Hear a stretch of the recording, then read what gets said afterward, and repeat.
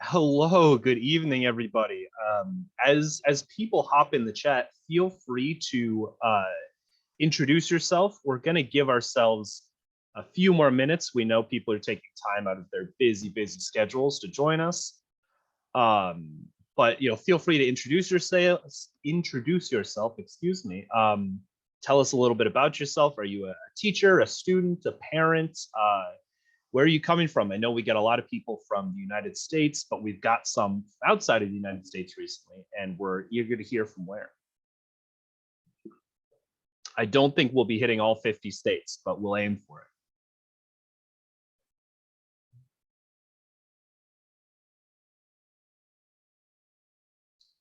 I should also mention that this session will be, or rather is being live streamed to Facebook. So if you know anybody that would like to join us and just watch, feel free to check us out at SCSU K through 12 Chinese Culture and Language Programs on Facebook.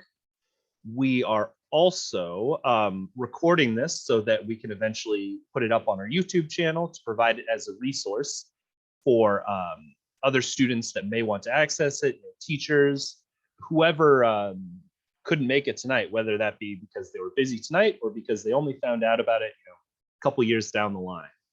So if you are here in the future, that's really cool. Hello.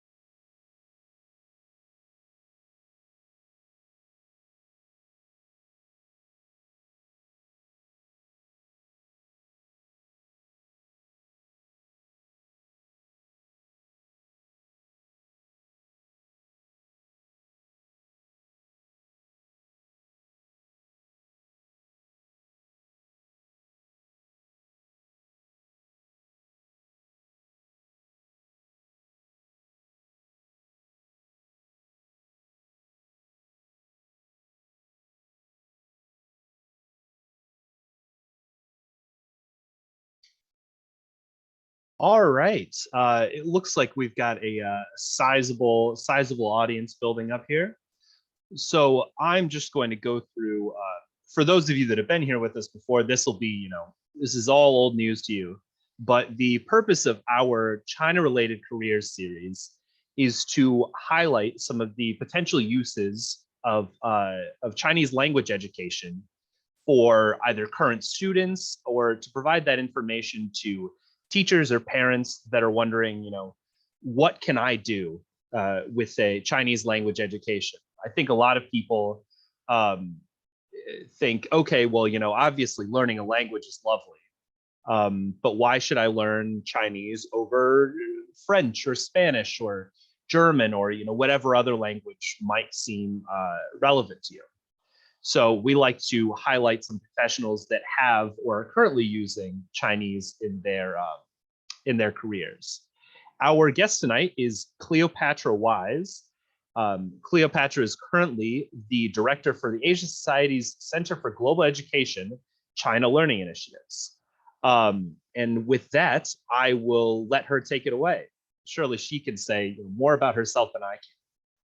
Thank you, Matthew. So first of all, thank you all for coming to this. And I'm really excited to really talk about my experiences and also answer all of your questions. So as Matthew said, I am the director for Asia Society, our Center for Global Education's China Learning team. The Asia Society, we are a non-for-profit that really focuses on building a bridge between the greater Asia Pacific region and the United States. And we do that in 3 pillars. So we have a policy institute, we have an arts and culture and museum pillar, and then last but not least, we have our education pillar. And most of my work has primarily been around and focusing on promoting Chinese language and culture for K through 16. So we do that in a number of interesting ways. First, through engaging with students who are interested in Chinese language and Chinese culture, working with different universities, as well as schools in the K through 12 space that have Chinese language programs to help with best practices in Chinese language instruction and provide a lot of programs around that. And then also really engaging within the field itself to help become a voice and provide resources and services for Chinese language. And so that's really the bulk of our work. In fact, we have a conference that we do every single year called the National Chinese Language Conference that we're having in April.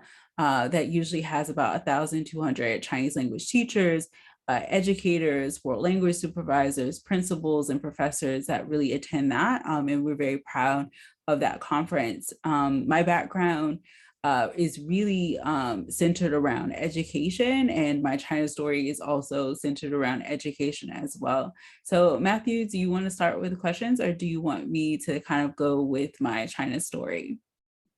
I would love to start with your story. I think Okay. in the past we've gotten a little bit ahead of ourselves, and we find out that we've heard all these interesting things about Chinese language education, but we don't know anything about the person presenting them. Okay, no problem. So I'll tell a little bit about my China story. So I am a Florida native. I'm from a really small town in the middle of nowhere. And so when I went to university, I decided to go as far as away as possible to the University of Southern California, which is my alma mater. In my freshman year, I took this course called Global Leadership. At the time, I didn't really understand what global leadership was about, or I wasn't even really interested in the class, but I needed 2 additional credits, and so I took it. And as a part of that course, I needed to go to Shanghai for a week. Did not know I needed to go to Shanghai. I did not have a passport at the time. I had never been out of the country, and I didn't really have a desire to do so. But because it was a part of the class and I needed to pass the class, I said, you know what? I'll experience Shanghai and it can't be that bad, right? And so this was 2007, which for anyone who has, some context around that time, this was right before the Olympics was about to start in Beijing in 2008. And so going to Shanghai, I would say there are several key moments in my life that are like fundamental shifts, and going to Shanghai was an extreme fundamental shift for me. If you've never been to Shanghai, first of all, Shanghai is amazing. It's a very global city. It's a lot going on. It's extremely energetic, almost like a New York City.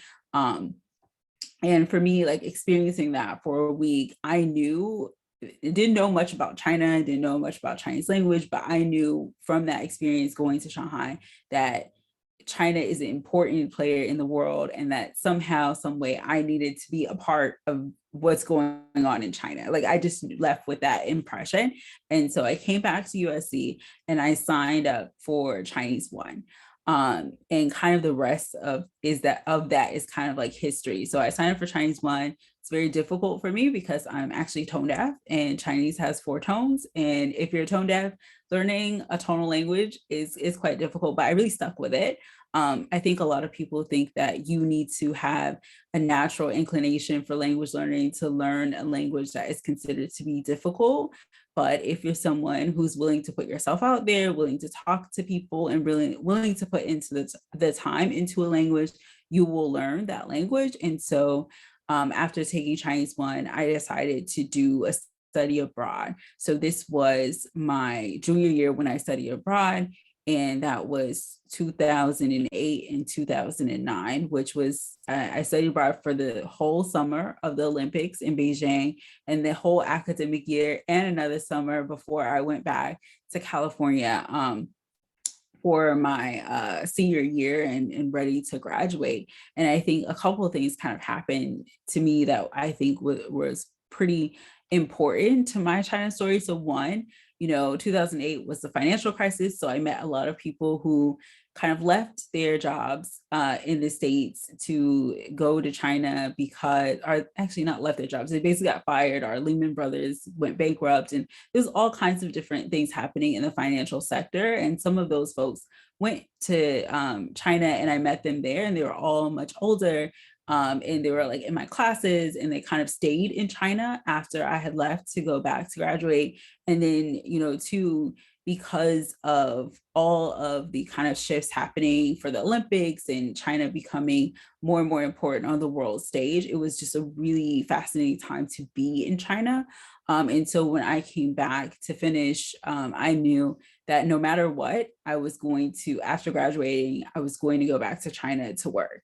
And so I had built all these connections of people who stayed. And so they helped me land my first job, which was at Peking University, where I worked for 8 years. I did not necessarily think I would have stayed for 8 years, but, working in China as someone who's like one of the only foreigners where I worked, it was one of those things where I got a lot of experience and education. I got to be a part of some amazing things like the Yanjing Academy when it first started.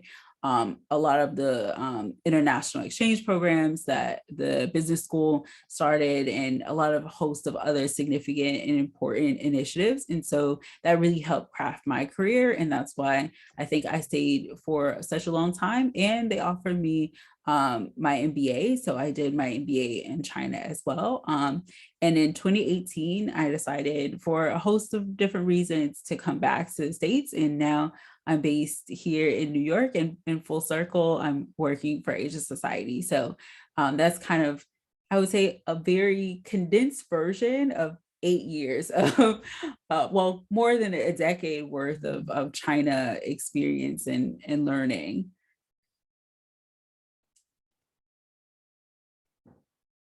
That is fantastic. Thank you so much. So the thing that I really want to get to the core of is, what do you do, in your everyday work, and how do you incorporate Chinese language, or maybe even Chinese culture? I know that that's also a very big component. Just to learn the language in isolation is not what people are doing these days. Yeah, so for me, because the work that I do is centered around Chinese language specifically and Chinese culture specifically, so I get to use Chinese every day. So the team that I manage, everyone except for me is from China. And so I think we speak probably about 60 or 70% Chinese on a day-to-day basis, in terms of like our own work culture. And then in general, based on what we do for the field itself, working with universities, working with schools, understanding the field, all of that is kind of important to understanding like what are the trends for Chinese language. So to give you a concrete example, we organize the National Chinese Language Conference. And so, we have to organize plenaries, we have to organize all the breakout sessions for the conference. And we have an amazing program advisory committee who are literally the rock stars for Chinese language. So almost like, maybe Kanye West is a bad example, but like the Bono of like Chinese language. And so like coordinating with them and understanding like what are some of the key issues that are happening in the Chinese language field that we should discuss at the National Chinese Language Conference. A lot of my work is kind of centered around that, like first analyzing what's happening in the fields and then deciding like what types of services we can provide to address some of those issues. So a good example of that is the teacher shortage. So probably from the news, you may know that there is a strong teacher shortage, specifically in K through 12, but for Chinese language, it's even worse. So there's a huge teacher shortage. One, because there's a national teacher shortage across all of the disciplines anyway, and some of that has to do with COVID, some of that has to do with pay and other issues, but COVID definitely did not help any of the existing issues. And then specifically for Chinese language, a lot of teachers that were coming from China are coming from Taiwan, are coming from Singapore, whatever other place or region, cannot actually come anymore because of COVID, right? And so that it takes away a certain pipeline, and then there isn't as many teachers that are from, locally from the US, or what you would call a local teacher as much. And so these are some issues that we're dealing with as a field. How do we talk about that and create solutions around that that is going to be helpful for the field itself? Because obviously, if you want to promote Chinese language and you want for students to take Chinese language, they have to have teachers, right? So this is something that we're going to talk about at NCLC, and this is something that we are keen to address, and we try to find a lot of issues like that to see like where we can be of service. I think you touch on something really important that I even experienced when I was over in China, is that people everywhere really, really, really want to learn languages, right? Principals want their students learning languages. Parents want their students learning languages. Presidents and prime ministers want their students learning languages, and even students want to learn languages. But when you have problems with sort of global mobility, it's really hard to get native language speakers or even proficient language speakers in front of the kids that need to learn. Yeah, and to your point, I think one of the kind of shifts that we should all take in terms of how we frame Chinese is that Chinese is also a local language. It's not just a language that you can only speak if you live in China or if you go to China. So I'll give an example. I'm very well traveled, right? And there hasn't been an instance where I went to another country where I did not meet Chinese people and I did not talk to them. So like I've been to Tokyo in Japan. I met Chinese people. We had conversations. My husband is from West Africa in Sierra Leone. Sierra Leone is a very small country in West Africa, and lots of Chinese people there. You meet them, you talk to them, right? Been to India, to Hyderabad, and to New Delhi, and to Agra. And I met Chinese people in all of those cities, right? So and in the States, obviously, I'm in New York City. There's no shortage of Chinese people here, both, Chinese Americans and also, immigrants from China and the entire Chinese diaspora. And I think for Americans, whether you're interested in going to China, or you're interested in using or leveraging your Chinese in the US, whether it's for personal or professional, there are opportunities to do so. And you can speak Chinese every day in America just fine.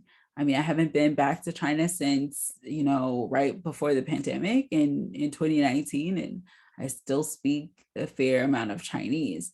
And that's outside of work, outside of like my day-to-day work experience. Well, and that's a classic experience. You'll see that across all of language education, where people say, I could speak so-and-so Spanish, fluently up until my senior year of high school, and now I can't speak a single word, right? Because people think, or either they don't come up against it in their normal job, and they don't make a little bit of an effort to go outside and find it, or they think that it just doesn't exist, right? Why would you be looking for something that you don't think is in your environment? But it really is. And now there are even less excuses like that with the prevalence of media, right? The idea that you could go on YouTube right now and watch any amount of content in Chinese that you're looking for, and the same for many other languages. So depending on your city, I'd venture to say every city has a Chinese community. You should tap into that community, and you'd be surprised. You'd really be surprised. Like, even if you're from like a community that's a little bit more rural, like my hometown is a little bit outside of Gainesville. Gainesville is actually a pretty small town, but there's a Chinese community in Gainesville, right? So, you have to kind of be willing to put yourself out there to be able to practice the language, be able to connect to the people. Everything that you do in life, especially on a professional manner as well, life is a people business, right? So no matter whether you're trying to negotiate a deal, or you're working in education, or you are personally interested in Chinese culture, the people come first, right? And so you should be willing to meet people and understand their culture and be connected within the Chinese diaspora. It's really important to, learning Chinese. And if you are already learned Chinese, well, you never actually stop learning Chinese, but maintaining your Chinese. So one thing that I want to circle back to a little bit is, I know the major draw for a lot of people that are learning Chinese, or learning any language rather, is I want to go somewhere where they speak Chinese. So for you, what was at what point did you decide, okay, I need to go back to China. I want to be in China, and from, what we know about your career, kind of for the long haul at that point. So I knew, so when I graduated from university, first of all, the job market wasn't good like it is right now. Like, the job market was very bad in 2010. It was horrible as worse. So, it made my decision to go to China very easy, because all my friends that I met in China were like, oh, you should just come. Like, don't stay, like, come, we'll set you up, like, it'll be totally fine, right? So I think for me, it made that decision easier. I think the thing that I didn't necessarily plan out, in hindsight, things worked out the way they worked out. It worked out great for me, but the advice I always give to young people is that, you should, if you want to go abroad to work, and you're vested in that, then you do need to have some kind of game plan around that. Like, because it's very easy living somewhere, especially in China, where you are an obvious foreigner if you're not Asian. It's very easy to just be there and never leave.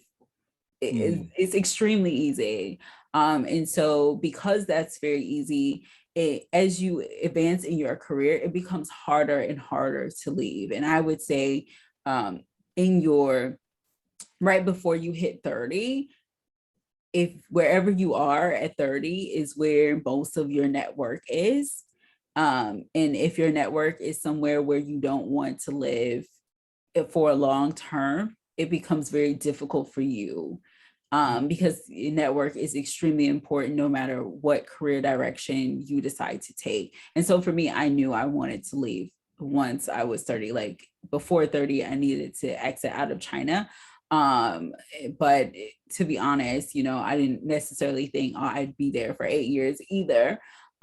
So, yeah, that's my main advice around that. All right. And so again, sort of detailing your experiences in China, what was it like working in a university? Because my background is all, sort of elementary, middle school education. And I had a few colleagues that went over and did university education. But, even then it was, they teach their one class, they grade a couple papers, and then they, go out and explore their city. But you were there, I mean, as a very serious staff member. What was that like?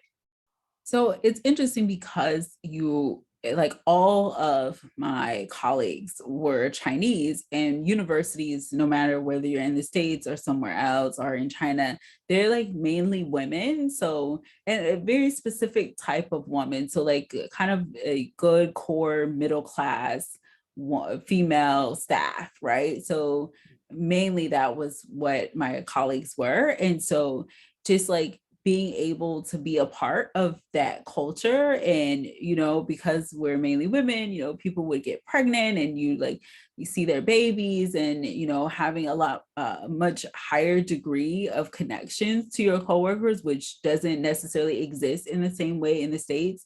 And Peking University is much more traditional in terms of the culture of the university. So probably a company in China, there wouldn't be as much connection between you and your coworkers, but definitely at Peking University, lots of connections. And so even now, like I still WeChat them, I still know them. They send me pictures of their kids growing up, and like I still connect with them. And anytime someone comes, in New York, like we hang out and we'll get dinner. And every time I went back to China, I still saw them. So I think you get a real sense of like, what a middle class like Chinese culture actually looks like. I think that's kind of the key difference, like in that what that work culture looks like as well.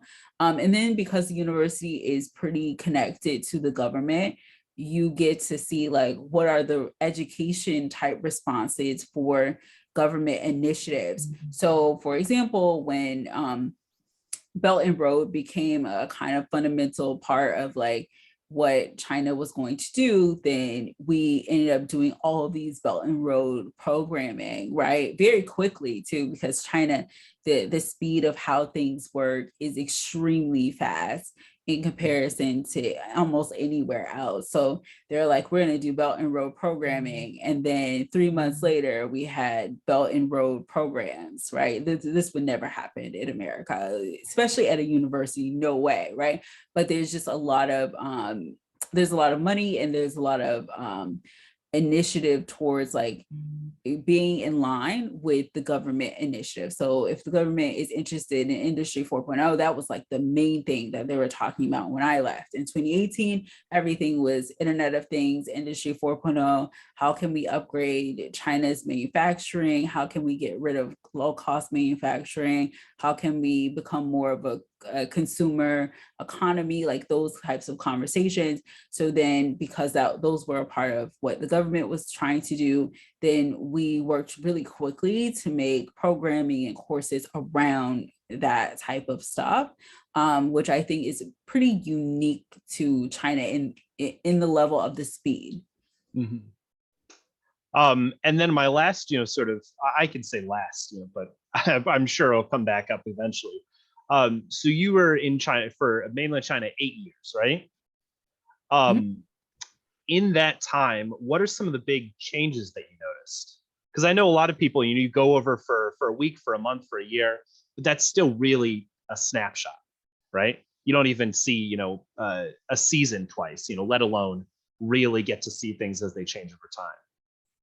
So I think a couple of things. So one, watching the speed of development. So I lived in Beijing. So like watching the speed of development in Beijing, like literally I remember there's like this I don't want to call it party district, but there's this area called Sunlituan or Sunlitua in Beijing. And this is like where there's like a lot of the luxury good brands and all of that. And there's lots of clubs and bars and all kinds of different activities that happen in Sunlitua. So that's where you see like a lot of foreigners. In that area outside of like the university areas in Haidian. And so like watching the build up of that, like I remember there was no Adidas store. And then I went to go visit like Xi'an and I came back. It was only a week I went to Xi'an. And then there's like the whole Adidas store, like fully staffed with stuff in it and you can go and buy stuff. So like just seeing that speed and like watching things just get built out of nothing and this like chaotic harmony is what I call it, because you just can't believe how fast anything could be done. Like from an American perspective, I live in New York City. We have these things called Omni, where you take your phone and you tap to go onto the subway. When they first started that, I think it maybe took them 3 years to get every subway interest to have the Omni on it, right? I left China in January 2018 and I went back to China in, I want to say May of 2018. So just a couple months, right? There was no tap in the subway. It was all like a card that you tapped, right? And when I came back in May, everything had the taps. That's how fast. And I asked people, I was like, what is this? Because remember, I only left in January. It's only May, right? And all of the subway had them and everyone know how to use them. So they weren't new. And I was like, when do they make these? It was like, oh, a couple months ago. I'm like, how, right? So like, I think that's kind of one thing. I think for me, the world changed and specifically America changed in the 8 years that I was gone. And so coming back was actually a learning experience in and of itself, because I did not fully understand all of the shifts that happened culturally in the US and the strong political divide. I didn't understand any of it, because when you're in China, I mean, you get news obviously, but it's nothing like actually being here to really see those shifts. And then I would say the rise of WeChat and Chinese social media and how much that influence, like I think from a foreigner perspective, like being able to connect with other foreigners. So by the time I left, like just all the Black people kind of like being able to know each other and have events and all of these types of things that wouldn't have necessarily been possible without WeChat, and how important WeChat is to Chinese people. And I would say that's kind of one thing. And then the other thing is just technology in general, and how people are much more willing to like adapt technology. So like cashless payments is like a real thing in China. I never carried my debit card anywhere. It was just my phone to pay for everything. Even, you know, the little lady who's selling like on a food cart situation, where in the States, you're certainly going to pay cash, but in China, you're certainly paying cashless payment. Like no one takes cash over there. So I would say those are kind of the main shifts in the 8 years. And for me personally, I learned so much. I met so many amazing, incredible people from like all over the world, and really being challenged from the ideas that I had, are being challenged from, you know, I would say, you know, this very American way of thinking, because I always laugh and tell people, like, you never know how American you are until you go abroad and you meet people who aren't American and you talk to them and you're like, oh, actually, I'm super American. I think we make a lot of assumptions about, you know, this is how my life is, so this is probably how lots of people's lives are. But then you get, you know, even a couple of states over, right, you can see that kind of effect. But when you go to some place that is, you know, the opposite side of the world, I think that effect is really profound. You know, like you walk through a grocery store and you think, well, that's not what a grocery store is like. This is what a grocery store like. I know what grocery stores are like. But really, all of that stuff is, you know, adapted so heavily to the environments that they're in. Yeah. So my next question is more about the education and maybe some advice for students. What do in your opinion, right? What should students be doing if they want to pursue some kind of China-related career? So, number one, your network is everything, and the China space is already small anyway. So, talking to people who are older than you, who are in the China space, being intentional about the type of questions that you ask them to really gain an understanding of like what is happening in that space, I think it is key, right? That's number one. It's going to help you understand if you're dedicated to China space, like what exactly you want to do in the China space. So I think that's number one, is really networking. You should have a LinkedIn. You should be connecting with LinkedIn. Whatever university you go to, you should be connecting with alumni in the China space.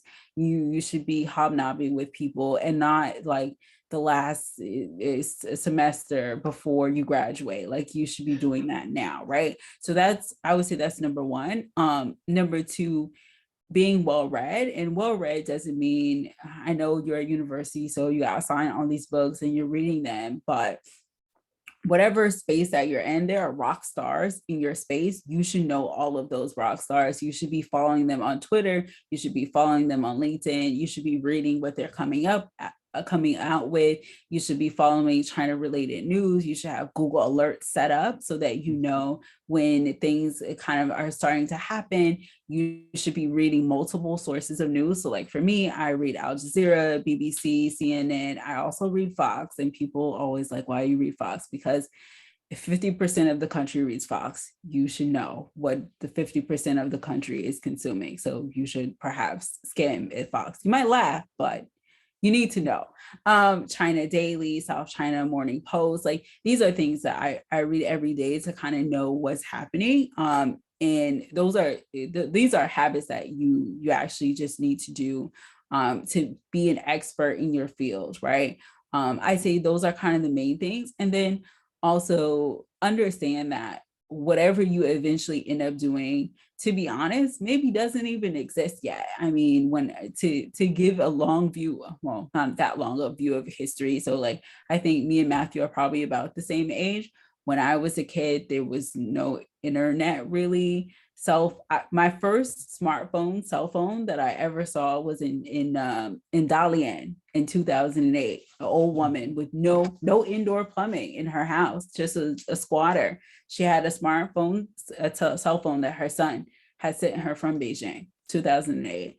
When I first started learning Chinese, there were all those Chinese English electronic dictionaries that we used to buy.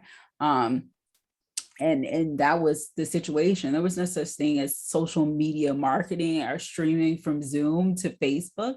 That all didn't exist, right? So like understanding that there'll be many iterations of your career, and it's up to you to understand when things shift and how things shift, and and have a forward-looking view of that. Mm-hmm. And then as far as the language component goes, what were some of the things that really helped you solidify your grasp on Chinese? Obviously the formal education, right, is a big step in a lot of people's language journey. But what are some of the other things that you found helpful? So everyone has a way that they speak, right? Like you have a way that you speak. You have a kind of, you have some core topics that you like to talk about, right? So when I was learning Chinese, I was like a huge hip hop head back in the day, probably not so much anymore because I had to start using Urban Dictionary. And once you start doing that, that music's not for you. So in any case, I used to keep this little small journal. This is all before you had like a cell phone with notes or whatever. So maybe you could just keep notes, but I had like a little small journal. And when I'd have conversations with people and I didn't know a word and I had to play like charades to express myself, I would quickly write down the word in English that I didn't know. And every day when I came home, I would look up that word in my big Chinese English dictionary. And over time, I figured out like it's probably like 200 words that you really use a lot. You need to know those words. Like those are your words. You use those words most, and you need to know the words that you use the most, right? If you do that in a month, very quickly, you'll know all of the words that you really use and not the words that your teacher told you that you probably will almost never use, right? And then you also need to speak often. Speak often, read things that you actually like. So I would buy all these like magazines for like hip hop weekly in Chinese and all of these kind of magazines about rap. And I would just like read them. And it was really difficult for me to read, but I actually like rap. So I would read it, right? You probably, if you like gardening, then read about that in Chinese. If you like swimming, read about that in Chinese, right? Because those are things that you're interested in. So you'll be more inclined to read them. But I would say, those are kind of the two main things, because writing, to be honest, even in what I do every day, you just mainly write emails. And no one's going to expect for you to write prose in Chinese unless you're like really good. But even then, that's Chinese person can do that. But for you, like being able to communicate effectively, being able to read something someone else wrote, those are kind of the two main things. And you can only do those things by doing. Reading is something, a skill you acquire by reading. Speaking is a skill you acquire by speaking, and not being afraid if you mess up. It's okay. No one thinks your Chinese will be perfect. It's totally fine. I think that's a really excellent point. We think about how big China is, right? I don't even know what the current population number is, right? But even if you just say, okay, 3 times the size of the United States, anything that people like in one country, people probably like that in another, right? There's going to be a music community, there's going to be a sports community, there's going to be a digital media community. Anything you can think of is going to have a parallel in another country. It might not be, it might be more developed than you're used to. It might be less developed than you're used to, but people like stuff, Yeah, I mean, everyone has the same.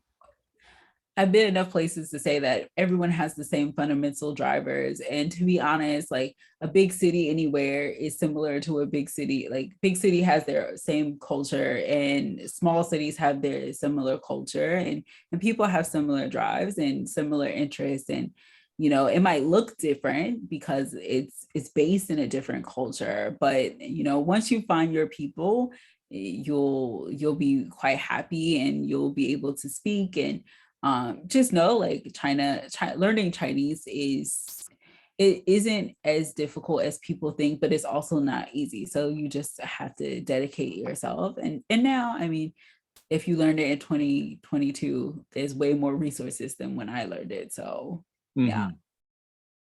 Yes, there are. I mean, just everywhere, right? Everybody's there's a language app for this. I remember that was a big experience when I was going over to China for the first time.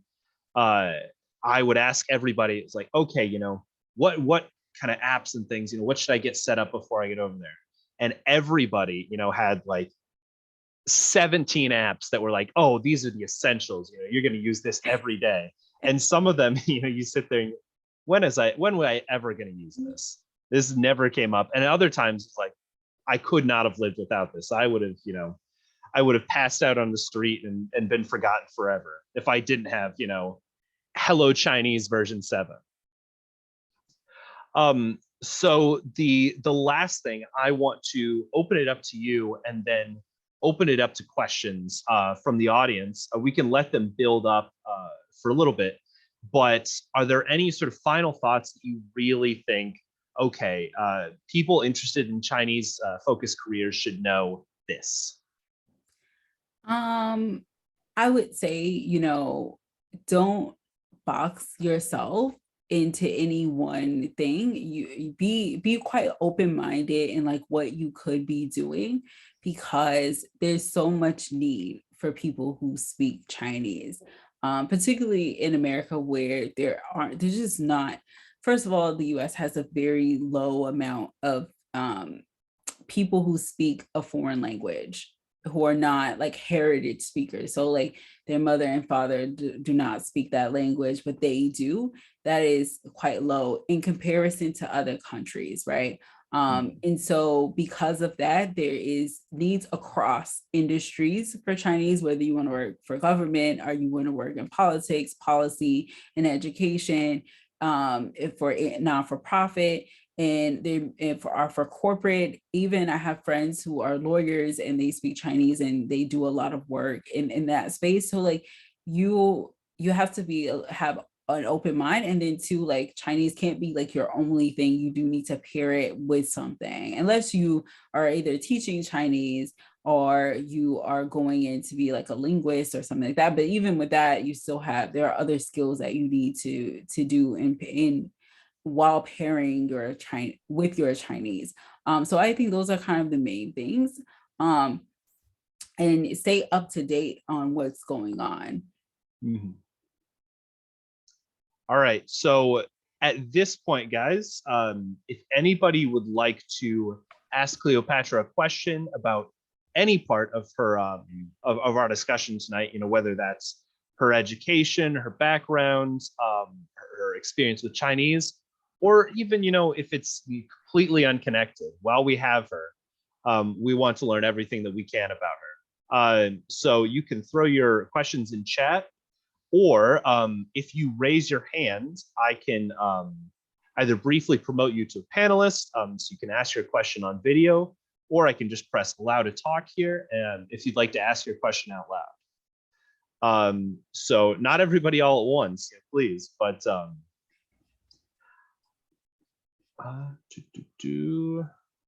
I know amongst our 10 attendees right now, we have somebody that would like to ask Cleopatra a question.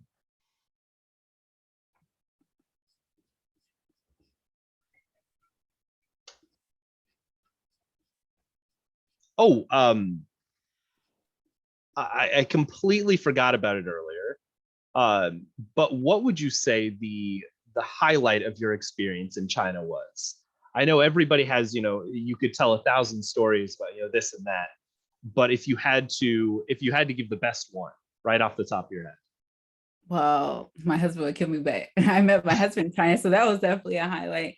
But outside of that, I would say for me, it was meeting all these other foreigners there, because it's this like unique experience. Like everyone else is a foreigner, and if you're not an Asian person, then it's very obvious you're a foreigner. Not like here in the States, you could be from anywhere and people don't necessarily know that you're not an American, but in China, everyone knows you're a foreigner. And so you're like a part of this like expat community that's just like loosely united.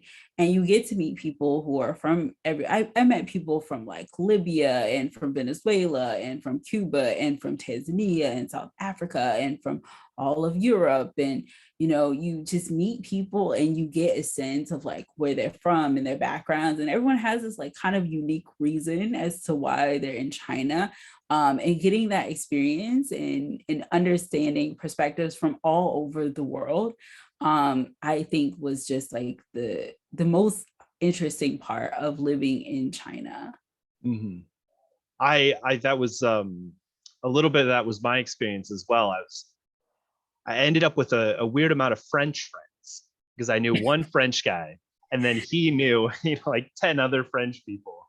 And then all of a sudden you're having dinner with and then the whole table is speaking French, and you're speaking English, and then the next table is speaking Chinese. Wow, who could have guessed it, right? And that wasn't even in like in a city like Beijing or Shanghai or Shenzhen, not a small city, but not one of these big international cities. So I think that's an experience that gets echoed a lot of places. Yeah, I think I also, you meet people who speak everything. You're just like, wow. Like they're like, oh, what do you speak? And I'm like, oh, Chinese. And they're like, oh no, but like obviously you speak Chinese, you're here. But like, what else? I'm like, Chinese. Yeah. So like, oh man, like especially amongst like the European crowd and like the African crowd, yeah, 3 languages is like minimal. Mm-hmm. Yeah. I know because I was at a foreign language school, all the other people that I knew were teachers and all of them speaking different languages as well. So sometimes, you'd be talking to somebody and, you'd be talking to your students in English. And then he would, you sort of yell across campus to another student in Spanish. I'm like, whoa, wait, what? It almost feels like you're back in the States at a certain point. In the absence of any more questions, I think we're going to close it down for the night. Okay. Well, it was nice talking to you, Matthew. It was very nice to have you as well. So as a little bit of a wrap up, I would like to remind all of our participants tonight that our next session is Thursday, the 24th at 7 p.m. Central. And our guest will be Alex Uris, who is a specialist in media. So he's used his Chinese language education in the sort of media production space. So it'll be really interesting to see what he has to say. Cleopatra, again, thank you so much for coming. I know that everybody on our schedule has a very busy career, right? And so to take time out of a weeknight to sit down and have a conversation with us, we very, very much appreciate it. No So problem. Thank you. thank you. And everybody have a lovely evening. Bye-bye. Bye. Oh, there we go.